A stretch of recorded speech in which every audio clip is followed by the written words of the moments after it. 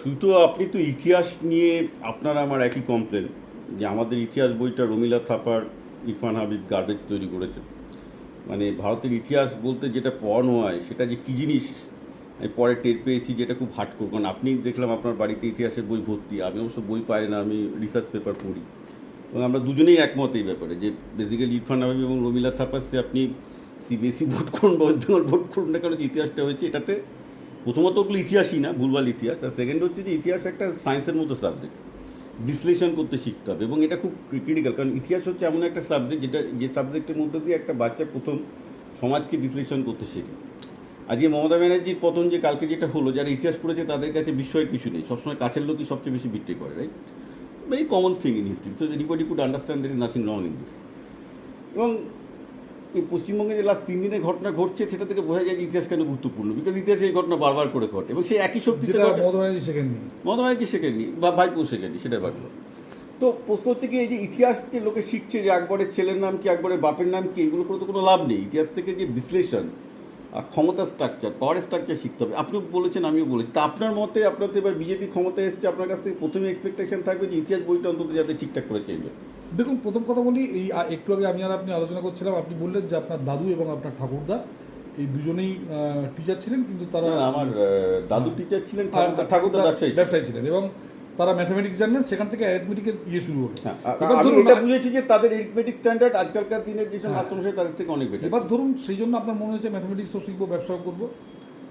আপনাকে যদি আপনার বাবা বলতো যে তোর দাদুও খুব খারাপ, তোর ঠাকুরদাও খুব খারাপ, আপনার মনে হতো যে আপনি ওই ভাইপো গ্যাংয়ের মতো একজন হারমাত হবেন, আপনি আমেরিকায় গিয়ে ব্যবসা করতেন না, পিএইচডিও করতেন না। তো আপনাকে যদি শেখানো হয় যে আপনার পূর্বপুরুষ খুব খারাপ, ব্যাপারটা সেরকম। আমাদের যেমন আমরা ছোটোবেলায়, আমার দাদু ব্যবসায়ী ছিলেন, আমার দাদুর মা বাড়ির দাদু, আর আমার দাদু তো কংগ্রেস করতেন গিয়েছিলেন, এবং আমার দাদুর বাবা ছিলেন ডাক্তার, আমার বাবা ইঞ্জিনিয়ার। তো আমাদের মনে হচ্ছে না এই পড়াশোনা করা উচিত, আমাদের এই করা উচিত। তো আর ওদিক থেকে ব্যবসা, যে জন্য আমি হাফ ব্যবসায়ী হাফ আমিও তাই। ঘটনা হচ্ছে ইতিহাসটা সেরকম। আপনাকে যদি বলা হয় যে আমরা অপদার্থের জাত, আমরা খুব খারাপ লোক ছিলাম, তাহলে আমার সমাজে শুধু খারাপ গুণ নয়। এবার আমাদের ইতিহাসে কী শেখা হয়েছে, আমি রবীন্দ্রনাথ থাপারের থেকে আমি বেঙ্গলের ইতিহাসে চলে আসি। ওটা নিয়ে সারা ভারতবর্ষ লড়ছে যে দিল্লির ইতিহাস কী করে ভুল শেখা হয়েছে, বেঙ্গলের ইতিহাস কী করে ভুল শেখা হয়েছে, চমকে যাবেন শুনলে। আমি কি কদিন আগে চেঞ্জ ইন ওয়ার্ল্ড অর্ডার বলে একটা বই আছে, ওটা পড়ছিলাম। ডাচেদের যে হেজিমনি ছিল সারা পৃথিবীতে, তারা তাদের ইস্ট ইন্ডিয়া কোম্পানি খুলেছে, সেই ইস্ট ইন্ডিয়া কোম্পানির অফিস খুলেছে তারা আমাদের চন্দননগর না চুচুড়ায় খুলে, ওরা সেখানে ব্যবসা করে ওই টাকা দিয়ে ওদের হেজিমনি তৈরি হয়েছে। ব্রিটিশরাও তাই করেছে, পর্তুগিজদের একই জিনিস। পর্তুগিজরা হেরে গেল পরে ব্রিটিশদের কাছে, এখন আমাদের পর্তুগিজ ল্যাঙ্গুয়েজ শিখতে হতো ব্রিটিশদের বদলে। ব্রিটেনের একই ব্যাপার। এবার ঘটনা হচ্ছে যে তারা এখানে আসতো কেন ব্যবসা করতে, এবং জগৎ সেনের কাছে একটা ইন্টারেস্টিং বলি, প্রথম বাংলা শব্দকোষ লিখেছিল হচ্ছে ডাচেরা, কারণ বাংলার সাথে ব্যবসা করতে হতো বলে। একদম। এবং তার আগে যদি আপনি আরও আগে যান, এক তো ব্রিটিশদের সময় গেল, মুঘলদের সময় আকবর এখানে 35 বছর লড়াই করে হারাতে পারেনি আমাদের ব্যাপারে। আপনি তার আগে চলে যান, তার আগে দেখবেন যে পাল 400 বছর পালেরা শুধু ভারতবর্ষ না সারা পৃথিবীতে রাজত্ব করেছে। তার আগে চলে যান হর্ষবর্ধনের সময় শশাঙ্ক গ্রেট বস ছিল।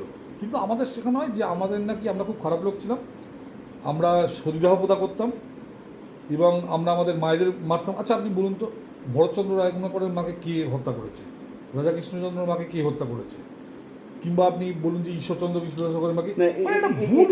এটা একটা ব্যাপার বলি, আসলে ভুল নয় যেটা হয়েছে, মানে কনফিডেন্সটা ভেঙে দিয়েছে।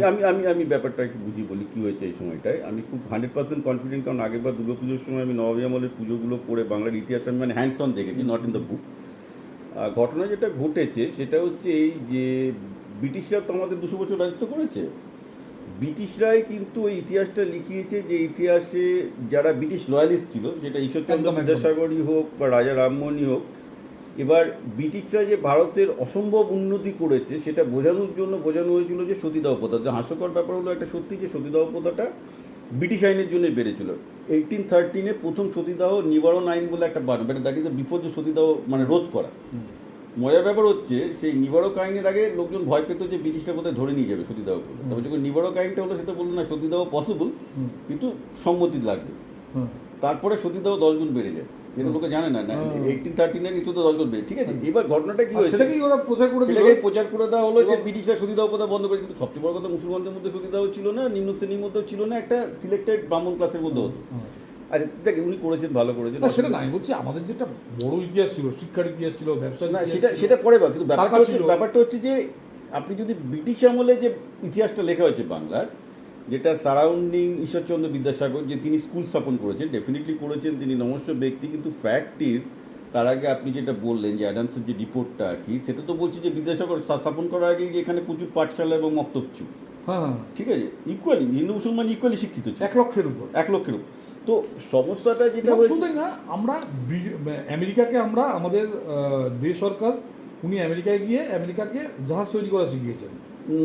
নট অনলি দ্যাট, আমাদের প্রিন্স দ্বারকানাথ ঠাকুর তখন বোস্টনের সাথে রীতিমতো ব্যবসা করছে। মজার ব্যাপার হচ্ছে তখন বোস্টন থেকে আমাদের এখানে পাঠানোর মতো কিছু নেই, শুধু বরফ পাঠাচ্ছে, আর আমরা বোস্টনে সমস্ত কিছু বস্ত্র থেকে শুরু করে কাঠের কাজ থেকে শুরু করে সমস্ত কিছু মানে দ্বারকানাথের জাহাজ ভর্তি হয়ে ওইদিকে যাচ্ছে। ব্যাপার মজার ব্যাপারটা হচ্ছে আজকে কি হচ্ছে, আজকে আমেরিকা থেকে সব এদিক থেকে আসে, আমরা এখানে শুধু বডিগুলো পাঠাই, শুধু একদম। ঠিক আছে। তো ঘটনাটা তা না, ঘটনাটা হলো এই না, এই ইতিহাসটা কেন জানতে হবে, আরো একটু যাই আমি, মানে ধরুন মানে এগুলো যদি না জানি, আমাদের ছেলেমেয়েরা ব্যবসা করবে না। হ্যাঁ, এটা তারা ভাববে যে আমরা ক্লার্ক হয়ে যাবো। মানে ব্যাংকিং আমাদের রক্তে, ব্যাংকিংটা বাঙালি, ব্যাংকিং রক্তে কিরকম। দ্বারকানাথ ঠাকুর প্রথম ব্যাংকিং স্থাপন করেন। কারণ ওরা ওখান থেকে যখন আসে, তারও আগে ইভেন শেঠেরা শুরু করেছিল, ওই জগৎ শেঠ বা এদের পরিবার। ওরা কি করতো, যখন ওরা ব্যবসা করতে আসতো, এখানকার কারেন্সি দরকার, কারেন্সির জন্য ওরা করতো কি, সোনা বন্ধক রাখতো, তার বদলে ওরা কারেন্সিটা নিত।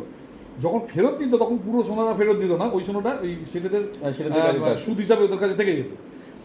না, আমি ব্যাংকিং এর ব্যাপারে একটা ইন্টারেস্টিং, এবং পরবর্তীকালে কতদিন এটা গেছে, আপনি উত্তম কুমারের সিনেমা দেখবেন, জীবন মৃত্যু, সুপ্রিয়ার বাবা ছিল ব্যাংকার, মানে এটা ইন্ডিপেন্ডেন্সের সময় বলছি, শঙ্কর নারায়ণ ব্যাংক। পরবর্তীকালে আজকে আপনি যদি দেখেন পিয়ারলেস, সাহারা, এমনকি আজকে এই বন্ধন ব্যাংক, ব্যাংকিং আমাদের রক্তে। আর আমাদের যখনই বোঝানো হলো যে আমরা কেরানির জাত, আমরা কি করলাম, ব্যাংক ন্যাশনালাইজেশন করতে হবে, আমরা শেষ করে দিলাম। আরেকটু গভীরে যাই যে ব্যাংকিংটা কি করে বাঙালি রক্তে এলো, তার একটা ইতিহাস আছে। অ্যাকচুয়ালি ব্যাংকিং ডেফিনেটলি স্টার্ট করেছিল হচ্ছে মারওয়াড়িরা, যারা ওয়েস্টে, ঠিক আছে, কিন্তু সেই সময় সবচেয়ে সমৃদ্ধ প্রভিন্স ইভেন মুঘল আমলে হচ্ছে বাংলা। তো মুঘল শেঠ মানে শেঠদের যে ইয়েটা, যেটা জগৎ শেঠের যে বংশটা এখানে এলো, মুর্শিদাবাদ হচ্ছে তখন বলতে গেলে পৃথিবীর অন্যতম ধনী জায়গা, যেটা আজকে ব্যাপারটা হচ্ছে যে শেঠেরা তো ক্যাপিটালটা কন্ট্রোল করতো, কিন্তু আপনাকে একটা ইন্টারেস্টিং খবর বলি, সেটা হচ্ছে কি ওই বাঙালি এরিথমেটিক হিসাব করতে গেলে করতে গেলে লাগবে। এইবার তখন কি হয়েছে, আমি এবার মানে এই দুর্গাপুজোর সময় যেটা আবিষ্কার করলাম, তখন আপনি অবাক হয়ে যাবেন যে শেঠেরা বিভিন্ন জায়গায় যারা করতো, নিজেরা গ্রাম বসাচ্ছে, গ্রাম বসে নবদ্বীপ থেকে পণ্ডিত এনে এরিথমেটিক শিখে নিজেদের মতো করে ম্যান পাওয়ারটা তৈরি করছে। তো ওই সময় শেঠেরা যেটা অনেকে জানেন, আমি জানিয়ে রাখি, যে তারা নিজেদের যে ব্যাংকিংয়ের জন্য ম্যান পাওয়ার লাগবে ওরা আবিষ্কার করলো, এটা বাংলাতেই পাওয়া যাবে, বাংলার লোকগুলো সবচেয়ে ভালো এরিথমেটিক জানে, কারণ নবদ্বীপে সংস্কৃত এবং এরিথমেটিকের চর্চা হচ্ছে, এখান থেকে ওরা লোক সবচেয়ে বেশি মানে করেছে, যার জন্যে নবাব আমল থেকে এবং ব্রিটিশ আমল থেকে শুরু করে সবসময় বাংলায় ব্যাংক কার্ড এসে গেছে, বিকজ ওই ট্র্যাডিশনটা চলে এসেছে। আর আমাদের বলা হয়েছে যে আমরা জানি না জিনিসটা, ভুলি না, আমি যে ইতিহাসটা বললাম এটা কিন্তু কোনো বাংলা পাবেন না। এবং শুধু তাই না, আমাদের নিউজ পেপার, আমাদের আমাদের এই মিডিয়া তো না, ওই সংস্কৃতি জগৎ, মানে আমাদের সিনেমা থিয়েটার, এরা সবাই ওকে ভিলেন বানিয়ে দিয়েছে আপনার জগৎ শেঠকে। জগৎ শেঠের ব্যাংকিংয়ের আরেকটা ছিল, ওই সময় ব্যাংকিং কোথায় কোথায় ধার দিত। এক তো যারা বিদেশ থেকে ব্যবসা করতে আসতো তাদের ধার দিত, 2 নম্বর ধরুন যারা দুজন রাজা যুদ্ধ করছে ও দুজনকে ধার দিত। ব্যাংক অফ ইংল্যান্ড তো যুদ্ধের জন্য বিখ্যাত, ব্যাংক অফ ইংল্যান্ড সবসময় যুদ্ধে ধার, এবং তার আগে দুপক্ষকে ধার দিত, সেটা জগৎ শেঠও দিত, মানে আমাদের ব্যাংকাররাও দিত। এবং দিতে দিতে তারপর কী করলো, এদের শেষ করে দিল, ওয়ারেন হেস্টিংস শেষ হয়ে এদের শেষ করে দিল। তারপরেও এরা ব্যাংকিংয়ে আমাদের একটা বড় ইতিহাস আছে, আস্তে আস্তে শেষ হয়ে গেল না, কিন্তু এখানে শেষ হয়ে গেল ইন্দিরা গান্ধী শেষ করে, ইন্দিরা গান্ধী এসে ন্যাশনালাইজেশন করে শেষ করে দিল। মানে বাঙালির যে জায়গাটা, বাঙালির ক্যালিবার আছে, মানে ব্যাংকিং যে একটা ব্যবসা, ওটা যে কেরানিগিরি না, এই জিনিস আপনি তখন ইতিহাসে যখন আপনাকে ভুল পড়ানো হবে, তখন আপনি বুঝবেন যে না, ব্যাংকিং একটা কেরানিগিরি। এখানে একটা ইন্টারেস্টিং জিনিস, শুধু ওই বলেই না, আমি একটা মজার ব্যাপার বলি। এবার এই দুর্গাপুজোর সময় এবারও যাব, আগেরবার আমি গেলাম হুগলিতে না, সরি, গুপ্তিপাড়ায় সেন বংশ আছে, সেনেদের বংশটা বিখ্যাত হয়েছিল হচ্ছে পুরো মেরিটাইম ট্রেড করে, মানে ভাগীরথী, ঠিক আছে।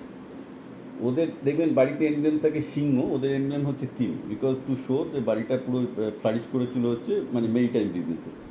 একটা পিক অফ দ্য টাইমে ওদের 100 কাছাকাছি টোটাল মানে বড় জাহাজ ছিল আর কি। মানে ভাবুন, এটা I am talking about time of the Mughal, not even nawab. Mughal সমাজের সময় ওই সেনরা 100 কাছাকাছি জাহাজ চালাচ্ছে এবং তাদের মুঘল দরবারের কাছ থেকে সনদ নেওয়া আছে। এটা কি সেনজালে যাদের তাদের না না না সেনরালেরটা অন্য ফ্যামিলি, সেনরাল অন্য family, এটা হ্যাঁ, অন্য ওরা- সেন, হ্যাঁ। এটা গুপ্তিপাড়ার সেন বলে, আচ্ছা, আচ্ছা, গুপ্তিপাড়ার সেন বলে। কিন্তু এই যে সেন ডাইনাস্টি যে হিস্ট্রি, সেটা কেউ জানে না যেটা কত বড় ব্যবসা করতো। সিমিলারলি এমনকি আপনার আমি বলছি শিল গুইন্ড না, শিল এবং গুইন এরা এসছে কিন্তু ব্রিটিশ আমলে ব্যবসা। ব্রিটিশ আমলের ব্যবসা, হ্যাঁ। সেনদের এই যে ব্যবসাটা গুপ্তিপাড়া, তারপর ধরুন আপনার নন্দী ফ্যামিলি বৈদ্যপুরে, যেটা আপনার বৈদ্যপুরে কালনার কাছে আর কি, সেন আর নন্দী বংশ, দে আর অল বিগ। কিন্তু প্রবলেম হচ্ছে কি, এই বিগ বিজনেস ফ্যামিলিগুলো যে কি বিশাল সাইজের বিজনেস করছে, এদের বাড়িগুলো গেলে টের পাবে না। এটা 50 একর জমির ওপর নন্দীদের বাড়ি, মানে যেগুলো জমিদার বাড়ি 10-12 গুণ বেশি আর কি। কিন্তু কেউ জানে না যে কীভাবে করেছে। এই যে তার থেকেও ইন্টারেস্টিং হচ্ছে যে তারা ব্যবসার প্রয়োজনে কী করে ম্যান পাওয়ার তৈরি করতো।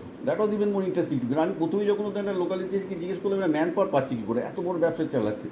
আমার একটা গ্রামে নিয়ে গেল, বলে ওরা নিজেরা গ্রামের পর গ্রাম বসাচ্ছে, বসিয়ে সেখানে বিভিন্ন জায়গা থেকে যারা মানে শিক্ষা দিতে পারে, নবদ্বীপের ব্রাহ্মণদের যারা শিক্ষা দিতে পারে, তাদেরকে এনে নিষ্কর জমি দিয়ে মানে নিজেদের জায়গায় বসিয়ে লোকজনকে শেখাচ্ছে, শিখে নিজেদের ম্যান পাওয়ার তৈরি। এবং এটা কিন্তু আরো আগেই ট্র্যাডিশন ছিল, যেন শ্রীচন্দ্রদেবকে নিয়ে গেছিল ইয়ের নবাব, হ্যাঁ ওই নবাব তো না, রাজা, ওই সিলেটের হ্যাঁ, রাজা। আরেকটা বলি, যখন নাকি লক্ষ্মী প্রিয়া কালনায়- সাপের কামড় খেয়ে মারা কালনায় গেল। 3 পুতুলের বলে ত্রিপুতুলের একটা দুর্গা পুজো হয়। তো সেখানে যে পুজোটা যে পণ্ডিতটা করছেন, তাকে নিয়ে বসেছিল বর্ধমানের মহারাজ, কারণ তিনিও ওই শেখাতেন আর কি। মানে এবং শেখানো মানে কি, তখন মানে সংস্কৃত ব্যাকরণ এবং এরিথমেটিকটা পড়াতো। তো আমি যেটা এবার আবিষ্কার করলাম যে বাংলার নবাবী আমলের যে ঐতিহ্য, ওই যে আপনি বললেন না অঙ্ক শেখাচ্ছে, একদম মানে ধরে ধরে বিজনেস শেখানোর জন্য এরিথমেটিক শিখবে, তার জন্য তাদেরকে নিষ্কর জমিদের পণ্ডিতদের নিয়ে এসে রাখা হচ্ছে। এটা একটা বাংলার ট্র্যাডিশন।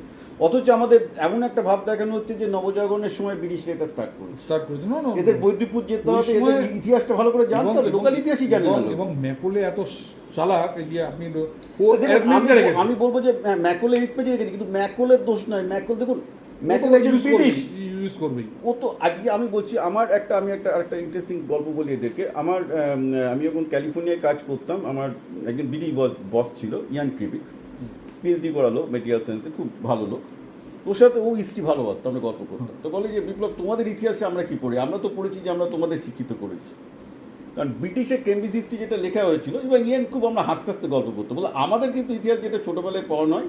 এবং উনার ঠাকুরদা অ্যাকচুয়ালি কলকাতায় জুট মিলের ছিল, বলে আমাদের পড়া নয় যে আমরা ব্রিটিশরা গিয়ে তোমাদের ইন্ডিয়ানদের শিক্ষিত করছি। বাট এটা ভাবতে হবে যে ম্যাকুলার দায়িত্ব ছিল British. As a Britisher he did the right thing, you can't criticise.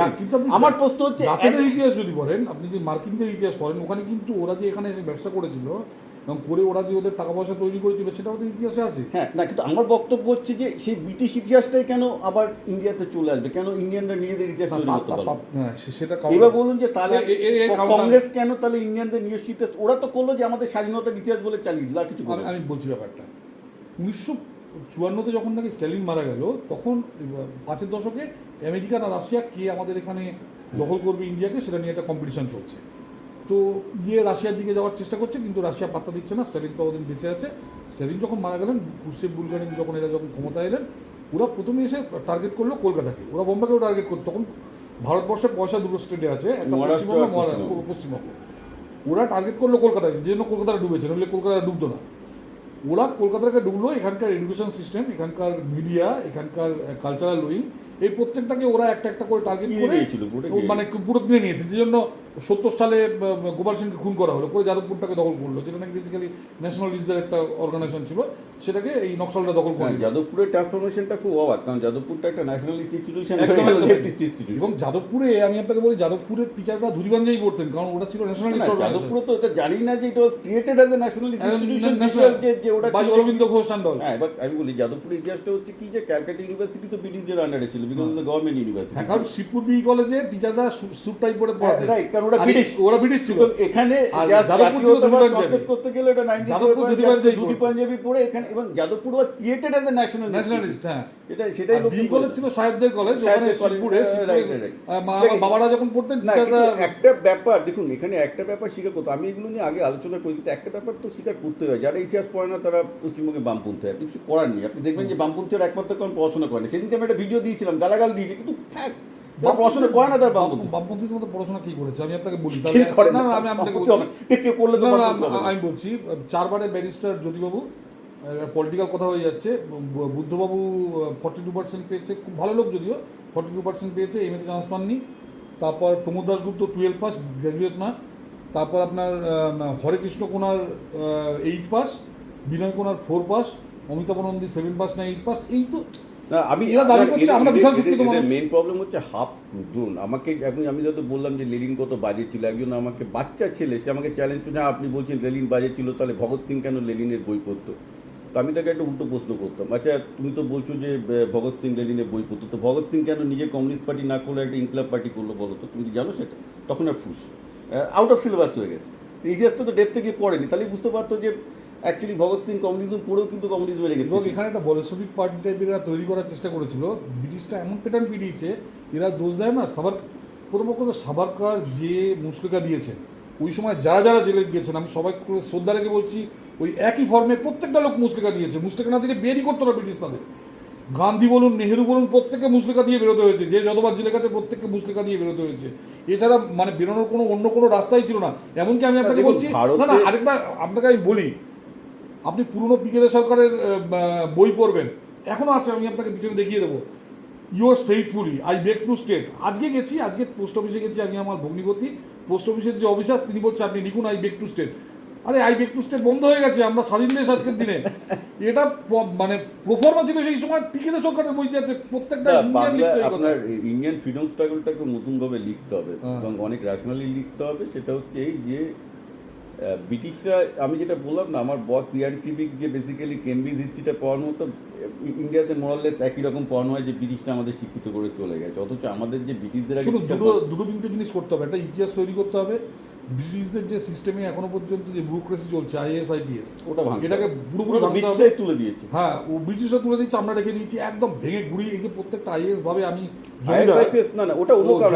আইএসআইপিএসটা একটা কলোনিয়াল স্ট্রাকচার, এবং প্রত্যেকটা ইভেন ইঞ্জিনিয়ারিং প্রজেক্টের টপে ওরা বসে আছে শুধুমাত্র 2% খাওয়া। ওটা করা যাবে না, ওটাকে সরাতে হবে। এটা বারবার করে এটা বাইরে একটা সঞ্জীব সান্যাল নিজেও বলেছেন, মোদিও নিজে বলেছেন যে আইএসআইপিএস কিছু হবে না, ও হবে না মানে একদম। তারপর জুডিশিয়ারিতে বড় একটা রিফর্ম দরকার। কিন্তু লোকে তো বোঝে না যে আইএসআইপিএস স্ট্রাকচারটাই তৈরি হয়েছিল ইন্ডিয়াকে শোষণ করার জন্য, এবং এখনো সেই মডেলেই চলছে, সেই কলোনিয়াল মেন্টালিটিতে আছে। এবং আমি বলছি মনীষ জৈন যে লোকটা নাকি এই শিক্ষাক্ষেত্রে সব কটা দুর্নীতি করলো, তো যার গায়ে দায় করলো, সবাই জেলে গেল, শুধু ও জেলে গেল না, কারণ ও সবচেয়ে সেয়ানা ছিল।